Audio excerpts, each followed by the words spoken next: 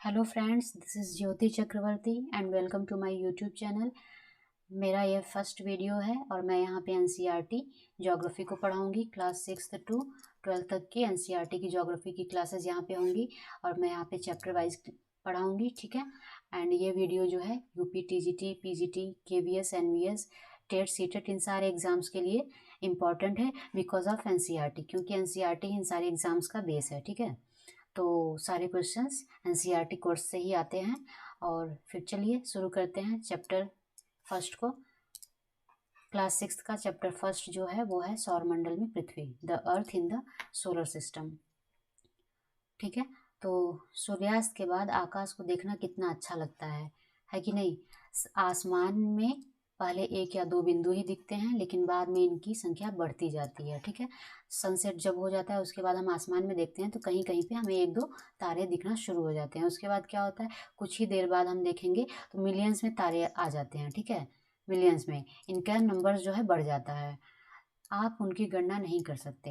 और जब मिलियंस में आ जाएंगे स्टार्स तो क्या होता है, आप उन्हें काउंट कर सकते हैं? नहीं कर सकते, ठीक है। तो संपूर्ण आकाश छोटी छोटी चमकदार वस्तुओं से भर जाता है। जो आप पूरा आसमान होता है वो छोटे छोटे देख रहे हैं ना कैसे, यहाँ पे स्टार्स पूरे भरे हुए हैं, तो भर जाता है।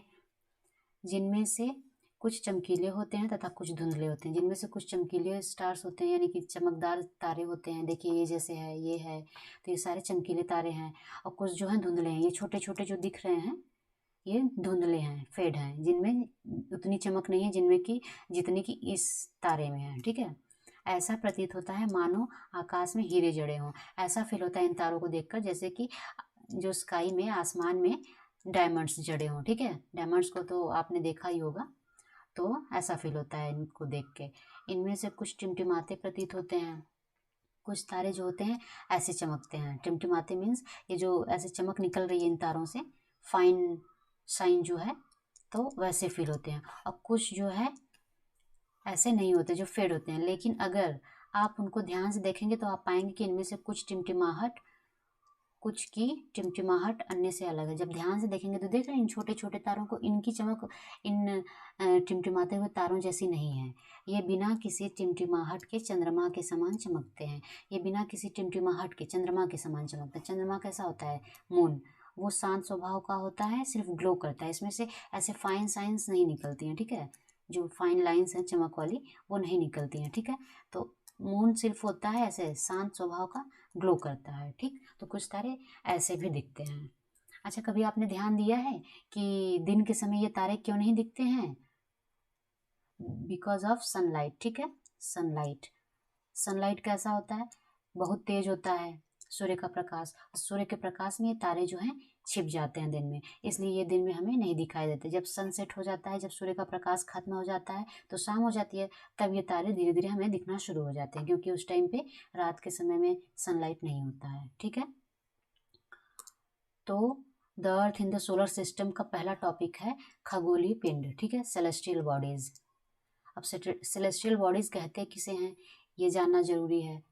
तो सूर्य, चंद्रमा तथा वे सभी वस्तुएं जो रात के समय आसमान में चमकती हैं खगोलीय पिंड कहलाती हैं। जैसे कि मान लीजिए ये सन है और ये मून है और ये बाकी चीज़ें, छोटे छोटे तारे भी हैं या प्लैनेट्स हैं, ठीक है। ये सारी चीज़ें जो हैं मिलकर क्या कहलाती हैं, खगोलीय पिंड कहलाती हैं ये सारी चीज़। कुछ खगोलीय पिंड जो होते हैं वो बड़े आकार वाले होते हैं तथा गर्म होते हैं। कुछ बड़े शेप में होते हैं तथा गर्म भी होते हैं, ठीक है, हॉट होते हैं। एंड कुछ जो है छोटे शेप में भी होते हैं, ठीक है, साइज में छोटे होते हैं।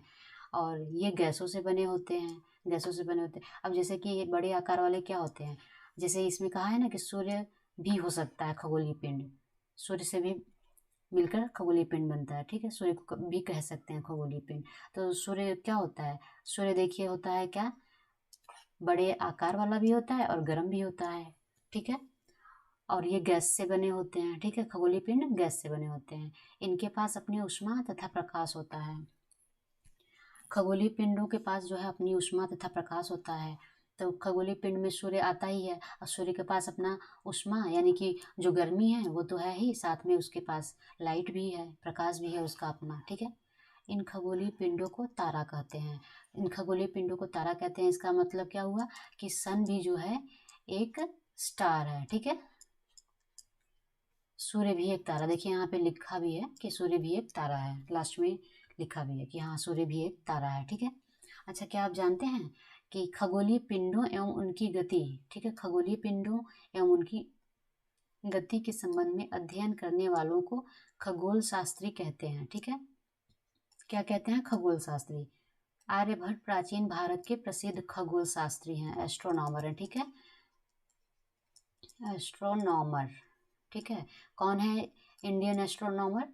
आर्यभट्ट, प्राचीन टाइम के, एंशियंट टाइम के ये एस्ट्रोनॉमर हैं, ठीक है, आर्यभट्ट, जो कि खगोल शास्त्री यानी कि खगोलीय पिंडों और उनकी गति, मोशन के बारे में जो स्टडी करते थे उनको खगोल शास्त्री कहते थे, ठीक है। अब चलते हैं नेक्स्ट टॉपिक पे। हमारा नेक्स्ट टॉपिक है नक्षत्र मंडल, कॉन्स्टेलेशन, ठीक है। कॉन्स्टेलेशन है ये।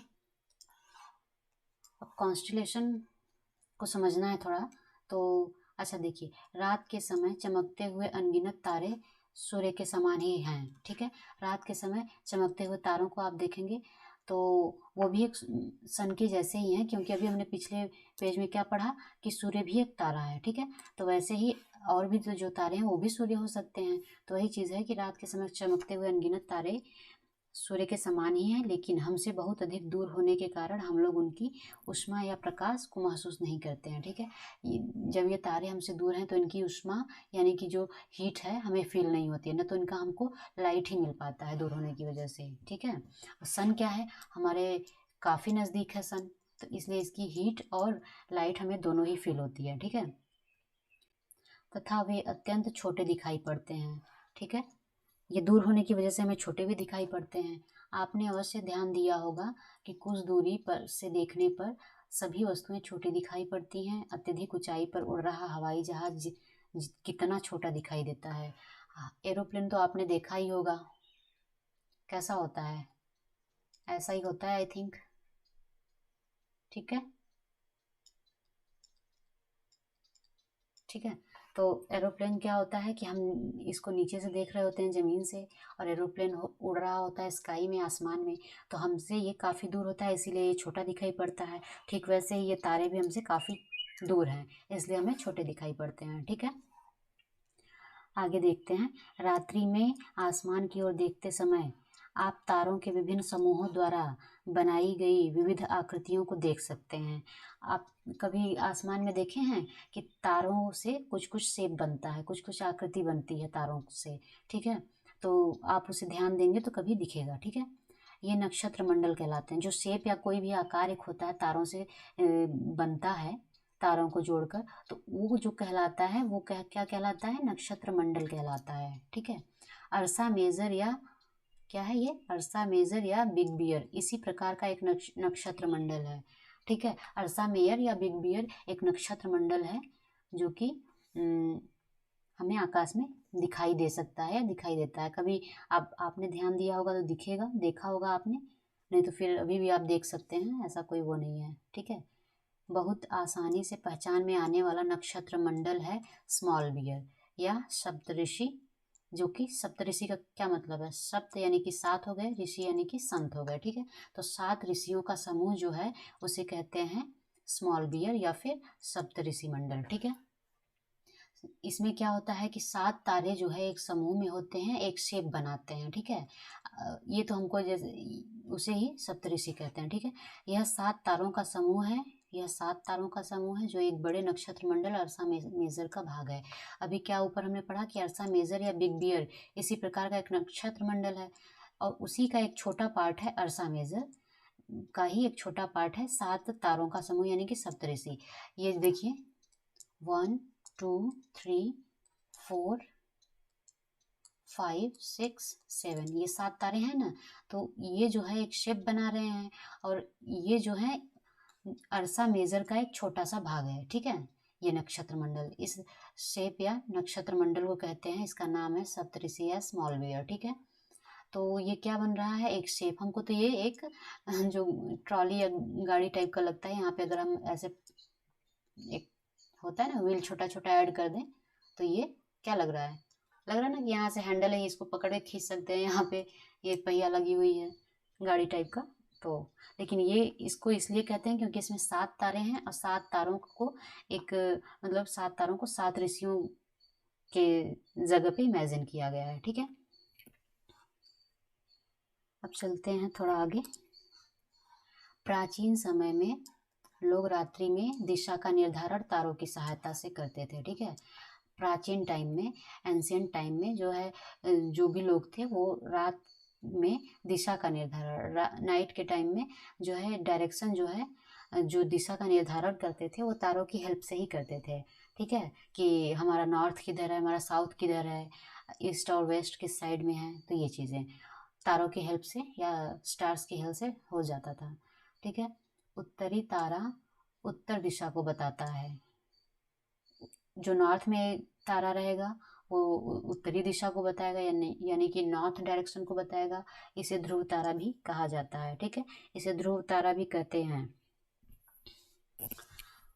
और यह आसमान में हमेशा एक ही स्थान पर रहता है। इस स्टार का जो है प्लेस चेंज नहीं होता है। ठीक है, वो हमेशा नॉर्थ में ही रहेगा। हम सप्तऋषि की सहायता से ध्रुव तारे की स्थिति को जान सकते हैं। ठीक है, सप्तऋषि यहाँ भी है, देखिए ये तारा। ठीक है, यही शेप था ना लास्ट वाले इमेज में, यहाँ पे है ना वही शेप, तो वही यहाँ पे भी है। तो ये है, ये सप्तऋषि तारा हो गया। ठीक है, उसकी हेल्प से हम ध्रुव तारे को पहचान सकते हैं। ठीक है, आप देखेंगे कि यदि सप्तऋषि मंडल के संकेतक तारों को आपस में मिलाते हुए एक काल्पनिक रेखा खींची जाए एवं उसे आगे की ओर बढ़ाया जाए तो यह ध्रुव तारे की ओर इंगित करेगा। ठीक है, हमने यहाँ पे क्या किया, क्या बोल रहा है कि सप्तऋषि मंडल के संकेतक तारों को आपस में मिलाते हुए काल्पनिक रेखा खींची जाए।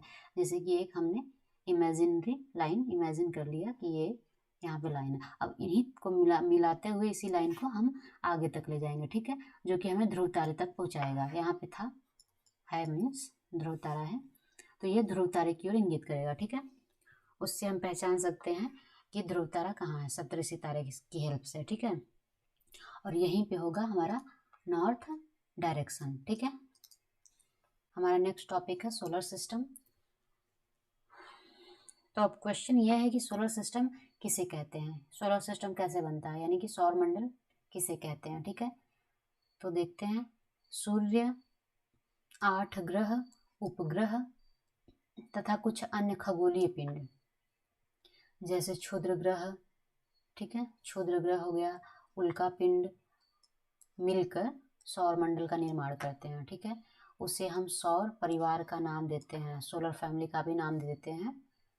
ठीक है, जिसका मुखिया सूर्य है। जैसे हमारी फैमिली में क्या होता है ना कि एक हेड पर्सन होता है। जैसे कि किसी किसी की फैमिली में जो है कि उनकी मम्मी होती हैं मुखिया फैमिली की, और कोई किसी किसी के घर में जो है उनके पापा भी होते हैं। तो वैसे ही जो सोलर सिस्टम या फिर सौर मंडल का एक परिवार है सौर मंडल, और उसका मुखिया जो है वो जो हेड है पर्सन वो सूर्य है, सन को माना गया है। ठीक है, तो यहाँ पे देखिए क्या है, सूर्य क्या है, सूर्य 8 ग्रह। ठीक है, सन कहाँ पे है, यहाँ पे देखिए।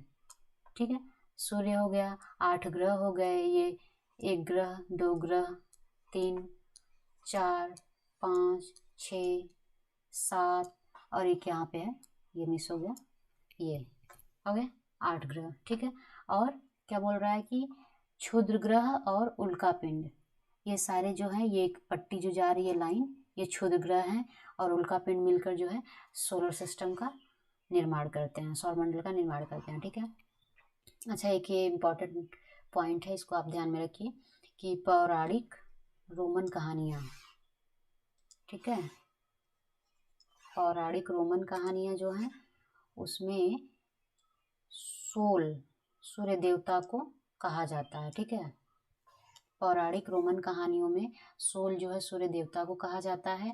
सौर शब्द का अर्थ है सूर्य से संबंधित। ठीक है, सौर शब्द का मीनिंग ही जो होता है वो है सूर्य से संबंधित, यानी सूर्य से रिलेटेड। इसलिए सूर्य के परिवार को सौर मंडल या सोलर सिस्टम कहा जाता है। ठीक है, सोलर सिस्टम में तो हमने देख लिया कि सूर्य है, 8 ग्रह हैं, उपग्रह तथा कुछ अन्य खगोलीय पिंड भी हैं। तो ठीक है, उनको एक एक करके हम देखेंगे अब। ठीक है, द सन।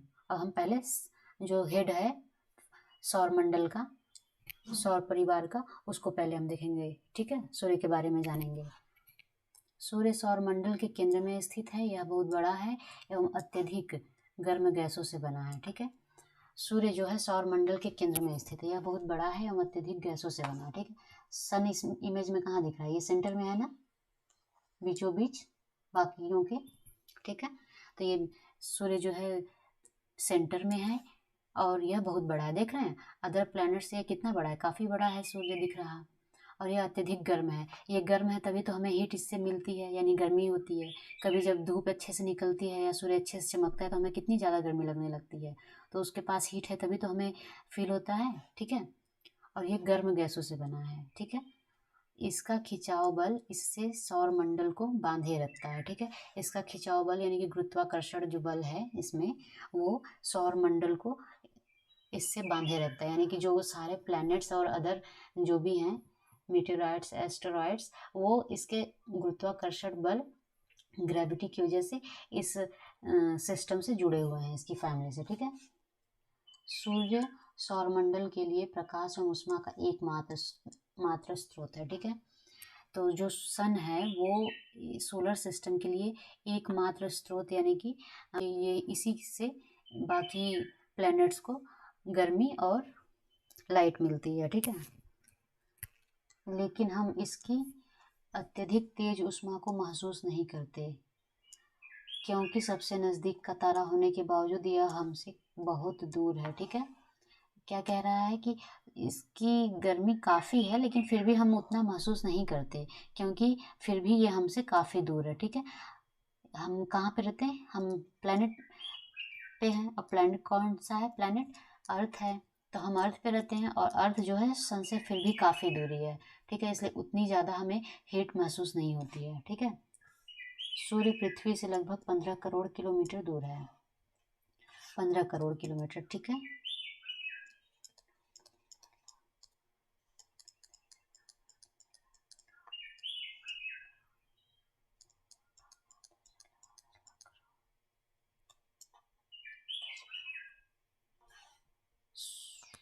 सूर्य पृथ्वी से लगभग 15 करोड़ किलोमीटर दूर है। ठीक है, इसलिए हमें हीट उतनी महसूस नहीं होती है सूर्य की। ठीक है, सौर मंडल में यानी सोलर सिस्टम में क्या क्या है? सूर्य है, 8 ग्रह हैं। तो हम पढ़ेंगे ग्रह को। सन तो हमने देख लिया, सन के बारे में हमने पढ़ा। अब हम पढ़ेंगे ग्रह के बारे में, यानी कि प्लैनेट। ठीक है, हमारा नेक्स्ट टॉपिक है प्लैनेट। कुछ खगोलीय पिंडों में अपना प्रकाश तथा ऊष्मा नहीं होती। ठीक है, कुछ खगोलीय पिंडों में अपना प्रकाश तथा ऊष्मा नहीं होती है। जैसे कि सन है तो ये खगोलीय पिंड है, लेकिन सन के पास तो अपनी लाइट और हीट भी है, लेकिन ज़रूरी नहीं है कि हर किसी के पास हो।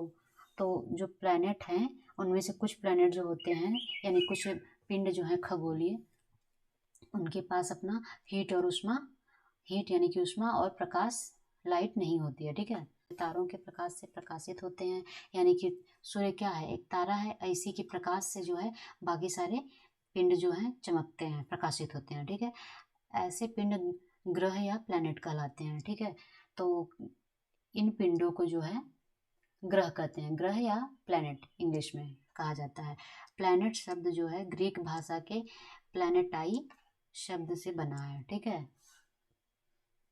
प्लैनेट शब्द जो है वो ग्रीक भाषा के प्लैनेटाई शब्द से बना है, जिसका अर्थ होता है परिभ्रमक, अर्थात चारों ओर घूमने वाला। प्लैनेट क्या होते हैं? वो चारों तरफ से घूमते हैं। ठीक है, चारों तरफ घूमते रहते हैं, ऐसे ऐसे करके आगे वो बढ़ते ही रहते हैं। पृथ्वी जिस पर हम रहते हैं एक ग्रह है, यानी कि प्लैनेट है। ठीक है, हमारी पृथ्वी भी, यह अपना संपूर्ण प्रकाश और ऊष्मा सूर्य से प्राप्त करती है। यह अपना संपूर्ण प्रकाश और ऊष्मा सूर्य से प्राप्त करती है, जो पृथ्वी के सबसे नज़दीक का तारा है। अब सूर्य क्या है? पृथ्वी के सबसे नज़दीक है अन्य स्टार्स से, न कि ऐसे कि सबसे नज़दीक है फिर भी हीट कम क्यों मिलती है, ऐसा कोई नहीं है।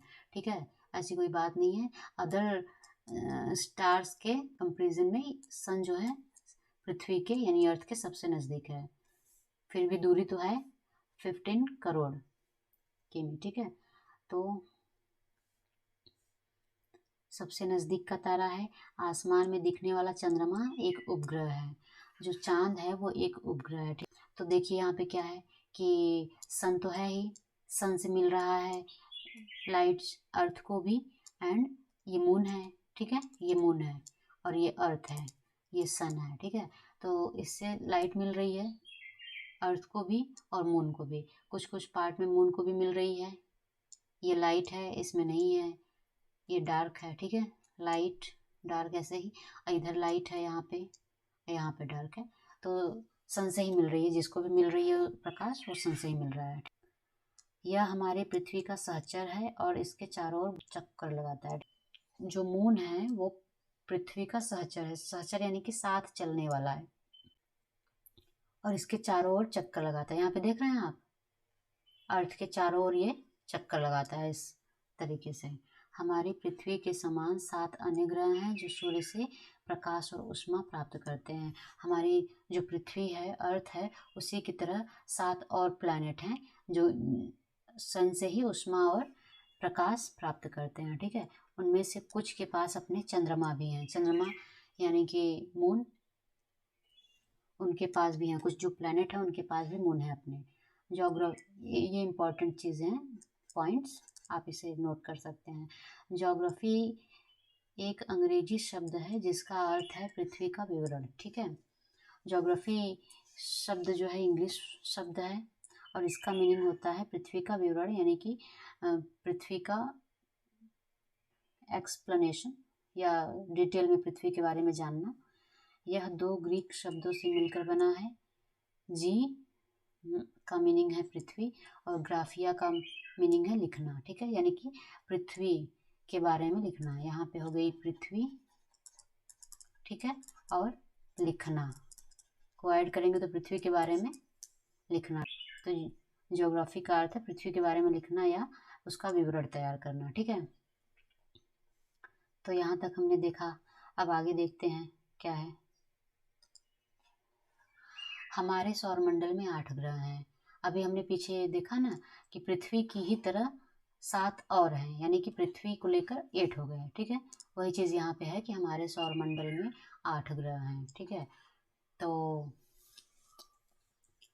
सूर्य से दूरी के अनुसार वे हैं। पहला है बुध है, यानी कि फर्स्ट है मरकरी, शुक्र, वेनस, पृथ्वी, अर्थ, मंगल, मार्स, बृहस्पति यानी Jupiter, Shani, Saturn, Arun, Uranus and Varun, Neptune. ठीक है, अंग्रेजी में ग्रहों के नाम याद रखने का आसान तरीका है, इजी तरीका एक है कि आप जो भी प्लैनेट्स हैं उनके फर्स्ट, इंग्लिश वाले जो नेम है उनके फर्स्ट लेटर को आप इस तरीके से वो करके एक लाइन आप कंप्लीट कर सकते हो, एक सेंटेंस की my very efficient mother just served us nuts. ठीक है, तो माई का एम हो गया, एम से हो गया मरकरी, वेरी का वी हो गया, वेरी से हो गया वेनस, एफिशिएंट ई से हो गया अर्थ, मदर एम से हो गया मार्स, जस्ट का जे लेके हो गया जुपिटर, सर्व्ड का हो गया एस से हो गया सैटर्न, अस का हो गया अस से,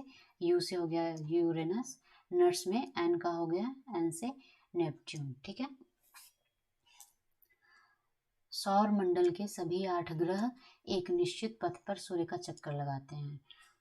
सौर मंडल का, अब जैसा कि आपने हम पीछे देखा कि सन जो है एक सेंटर में है, इन सारे प्लैनेट्स के बीचों बीच है, केंद्र में है। ठीक है, तो बाकी प्लैनेट्स क्या करते हैं, एक निश्चित पथ में सूर्य का चक्कर लगाते हैं। सूर्य के चारों तरफ ये चक्कर लगाते हैं। ठीक है, ये हो गया, मरकरी लगाता है, उसके बाद वेनस है, उसके बाद अर्थ है, मार्स है, जुपिटर है, सैटर्न, सारे ऐसे ही लगाते हैं। ठीक है, ये रास्ते दीर्घवृत्ताकार पथ में फैले हुए हैं। ये रास्ते जो हैं ये गोल ना होकर, मान लीजिए यहाँ पे सन हो गया, ठीक है, ये रास्ते जो हैं गोल ना होकर ये दीर्घवृत्ताकार में हैं। ठीक है, इस शेप में है। ठीक है, दीर्घवृत्ताकार में है। ये कक्षा कहलाते हैं। जो इनका पाथ है, इनका चक्कर, सूर्य का चक्कर लगाने वाला जो एक निश्चित पाथ है ना, फिक्स्ड पाथ, उसको कहते हैं कक्षा। इन प्लैनेट्स की कक्षा कहते हैं। बुध सूर्य के सबसे नजदीक है। बुध जो है ये सन हो गया, ये मरकरी यानी कि बुध है। सूर्य के सबसे पास दिख रहा है ना बुध, तो ये बुध है, सबसे नजदीक है। अपनी कक्षा में सूर्य के चारों ओर एक चक्कर लगाने में इसे केवल 88 दिन लगते हैं। बुध को कितने दिन लगते हैं? 88 डेज। ठीक है, 88 डेज लगते हैं सूर्य का एक चक्कर लगाने में बुध को यानी मरकरी को। शुक्र को पृथ्वी का जुड़वा ग्रह माना जाता है। ये जो वीनस है, वीनस के बाद अर्थ आता है, तो वीनस को ही यानी शुक्र को ही पृथ्वी की जुड़वा बहन कहते हैं। ठीक है, या जुड़वा ग्रह भी कह सकते हैं, जुड़वा बहन भी कह सकते हैं, जुड़वा सिस्टर। तो जुड़वा ग्रह माना जाता है क्योंकि इसका आकार एवं आकृति लगभग पृथ्वी के ही समान है। जो शुक्र है उसका शेप एंड साइज जो है Venus is equal to Earth कह सकते हैं कि शेप एंड साइज जो है इक्वल है। ठीक है, अभी तक प्लूटो भी एक ग्रह माना जाता था, क्या कहा जा रहा है? माना जाता था, अब नहीं माना जाता, इसका मतलब है प्लूटो भी एक प्लैनेट था जिसको सोलर फैमिली का एक पार्ट माना जाता था, एक मेंबर माना जाता था, अब नहीं माना जाता है मतलब।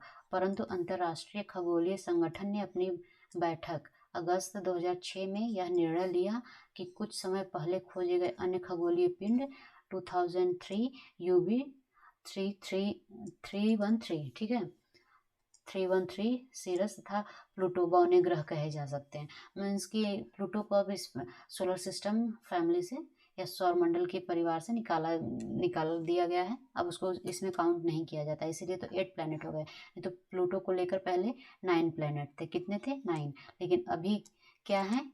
8 प्लैनेट ओनली। ठीक है, और प्लूटो को बौना ग्रह कहा जाता है। ठीक है, तो अब तक हमने क्या क्या पढ़ा? हमने पढ़ा, पहले तो हमने देखा सौरमंडल क्या है, तारे क्या हैं। उसके बाद हमने देखा खगोलीय पिंड, सेलेस्टियल बॉडीज। नक्षत्र मंडल में क्या था? अर्सा मेजर जो है सबसे बड़ा नक्षत्र मंडल था, जिसका पार्ट था स्मॉल बियर या फिर सप्तऋषि मंडल। उसके बाद हमने देखा ध्रुव तारे को, सप्तऋषि तारे की हेल्प से ध्रुव तारे को हमने देखा। ठीक है, उसके बाद फिर हमने देखा सोलर सिस्टम, कि सोलर सिस्टम किसे कहते हैं, उसमें कौन कौन से प्लैनेट्स हैं, जो भी इन सारी चीज़ों को। उसके बाद हमने सन के बारे में जाना, एंड देन प्लैनेट्स किसे कहते हैं। ठीक है, उसके बाद जो है उनको याद रखने का हमने इजी तरीका भी सीखा यहाँ पे। ठीक है, ये हो गया। तो ठीक है, फिर आज के लिए इतना ही करते हैं।